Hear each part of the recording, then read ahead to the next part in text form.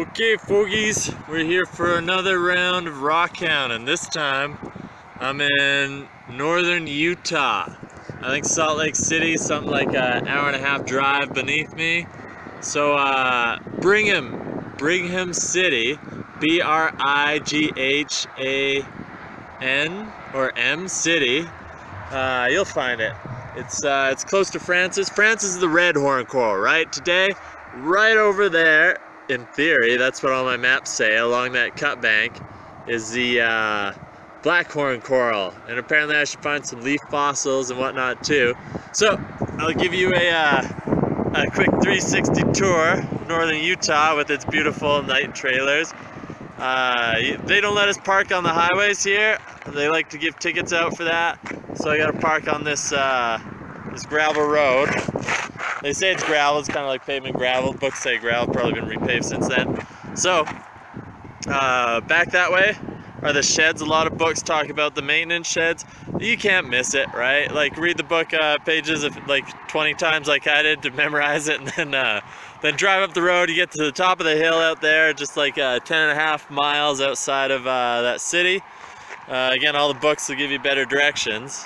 And I'll take a picture of the books and I'll post it on this somewhere in the video. So anyway, gotta park here, gotta take my long walk, and like I said, in theory that's cut out, so I'm gonna go ahead and sunscreen up. Apparently it's pretty easy digging, surface picking, things like that, so I just take a traveler's backpack, got some water in there. I'm gonna toss some sunscreen on right now. And I got a rock hammer, I got gloves, safety glasses, because safety glasses don't take much weight, you know, stuff like that. So I got a rock hammer, chisel, and some water. That's basically all I'm taking, and then something to put your rocks in that you find. So I don't know what I'm going to be looking at, but I'll figure it out when I get there. Alright, so I was like just about to turn around. I was thinking in my head like, this ain't worth it. There's nothing here, because you know what, it's all like there's a black shale, right? You see all this? I don't know if it's called shale, it's basalt, essentially, all this black basalt. So, I'm looking at them, I found a couple that were like imprints. I'll show pictures of them, but they're just basic imprints, you know, the same kind of fossils that little kids don't even like, right? Like the cheapest fossils you can find. Found a couple of those, found some like kind of calcite crystal-y things, and I'm thinking in my head like maybe I can make the calcite worth something to like, you know, just sell it dirt cheap or whatever, but in my head I'm thinking this was a waste. And then right when I was kind of thinking to turn around, I've only been here, I guess 15-10 minutes, but from what I was seeing, I was like, you know, the yield's probably not that great, but that's what I'm looking for.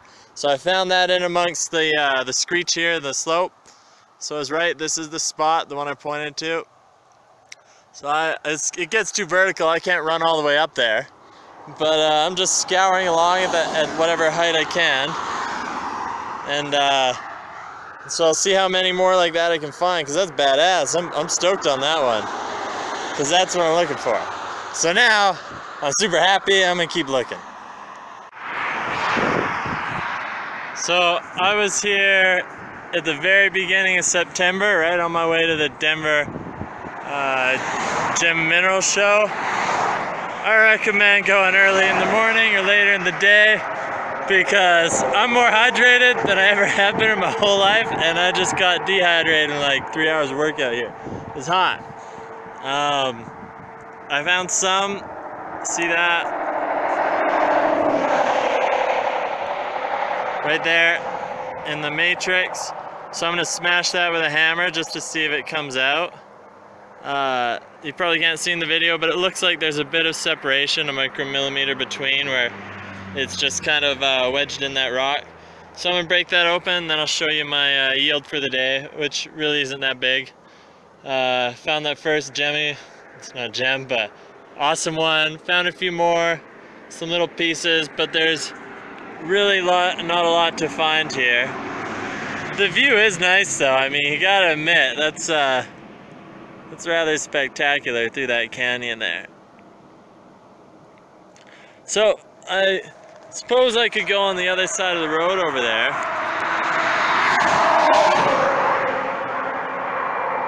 I might try darting across here in a minute just to see what's there. But from what the book said, and I did only read one book, I think it was the Rockhounding in Utah, but one of those main two. But that's the only place I looked at the info for this. Read a lot of info on the red coral, which I'm going to do tomorrow. As you can see, I busted it and it did not want to come out. So now all of you know that if you find a nice round inside your matrix, maybe just buzz that open with your rock saw if you really want to keep it. Because it ain't worth cutting now since it's not a complete round. So this is my yield for the day. I figure it's about 5 because I got 4 and 2 halves. Let's dissect what they look like, right? All of them have some sort of striation, like a volume shift where you can actually see those channeling striations going up and down, and they go vertical along where the coral went. So you can see them blistering out on the top and bottom. You got kind of like your tree ring style there, your growth rings. So that's a chunk of the coral, right? A piece of limb. And I know it kind of looks phallic when I hold it like that, but let's get over that. So my method of attack was basically, I walked along the screech and I walked maybe 10 meters up, and I just walk along and push down with my feet and cause the rock to roll. And then I look at the new stuff exposed after it rains. I mean, any rockhound knows this, right? After it rains and it washes it all off, it's easier to see. So I was also looking ahead of myself for that stuff, but these things are tough to spot. I mean, I've dug before, I know what I'm looking for, and it's just, they're sparse, but also they're blending in. So I mean, I'm sitting down here just on the side of the highway, right? Now if you look at, this is one of your general basic basalt. I randomly picked it. I didn't pick it for this video, but it was big enough to stage all these things on. But our host rock, our coral looks exactly like the host rock. All that rock out there, this is like identical. The only difference that you're gonna find is that texture difference. That is the key thing, the texture and the shape. Here's your texture again. Let me pick another one so you get more. Texture and shape, right? Shape, these other rocks don't really have rounds to them. The way they cleave, right? They cleave in a more jagged sense. It's not conchoidal, but it's not round. So that's something that also shows the limb, right? See that roundness to it? That ain't on your everyday basalt rocks. It breaks on angles like that. So that's the other stuff you're looking for. The color, right? A lot of these you'll notice have a bit of red on the outside. So I'm not gonna say that's iron oxidization, but there's some sort of coating, oxidization effect happening to it there. Probably is iron deposit. So something's happening there where a lot of these other rocks are gray, but you're finding a bit of red on your coral. There's a lot of red on the other rocks too, but that'll also help you spot them, because every single one I found did have the red on it.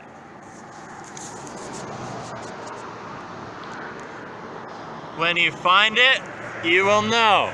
You're gonna find a lot of things that you wonder. There's a bunch of, here, I'll show you good examples. There's a bunch of stuff like this. Looks very similar, it's kind of rounded. And it's almost like fool's coral. We're gonna call this fool's coral, alright? Because it's very close. But it doesn't have the calcite inside. So, where's that one you remember the one I split? It had the calcite inside the, I'm gonna call them the it's not cellular structure, but there's these little bulbous kind of holes that, yeah, I'm gonna call it the cell structure so you know what I mean. But there's all those bulbous little holes and channeling inside the structure of our coral, Now when that's cleaved, it looks more like white calcite inside. There's a bit of black to it, but the other rock doesn't have that. This one you can also really see the striation patterns, right? That's what I was talking about before, these lines going all the way up vertical, growing with the coral's length. Here's a point. So that's a point of a horn coral I spotted. Now I know this stuff because I've cut it, right? I've cut lots of the red horn coral and I love that stuff. That's one of the reasons I'm at this site. Here you can see that white in the middle? That's your calcite in there, and you can see the grain of the growth. That grain of growth isn't in all your fool's coral, okay? That's how you're gonna know the difference. So there's a lot that looks similar, but you gotta have those three things: those striation lines, the roundness, and you gotta see some sort of indication inside where it's broken, because these corals like to break, right? Here's one that broke in half, so that's not a complete round, right? I'm missing the other part of the round right there. But because I can see the calcite, that spurt that burst inside, I know for sure that it's my my coral. And again, what do I see on the outside? I see the vertical lines going with it this way.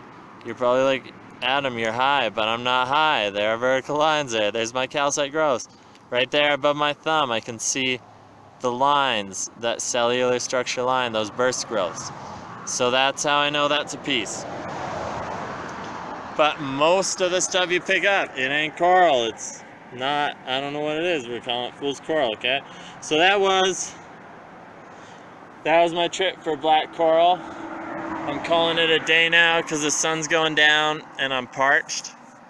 And just for fun, I'll show you my rockhounding hat. There I am with my rockhounding hat, okay? Kind of look like a fatty in that video, but I'm not. I'm all up on that slope. So I mean, I'm no parkour expert, and but I ain't no chip eating fool either. So I mean, I got as high as I could on there, right? And I was kicking a lot down, but it's tough picking, so just beware of that. I mean, I'm happy, right? I get to go home. I'm not making money off any of this stuff I found today, but I get to put stuff in my personal collection. I get to say that I've been to this site. So from myself and non-sponsor there, have fun at your black coral site.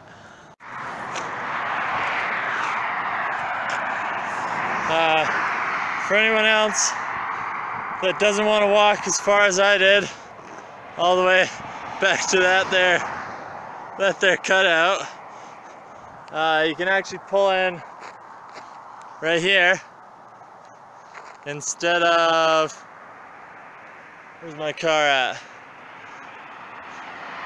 My car is probably that one right there. So yeah, you can drive a bit farther.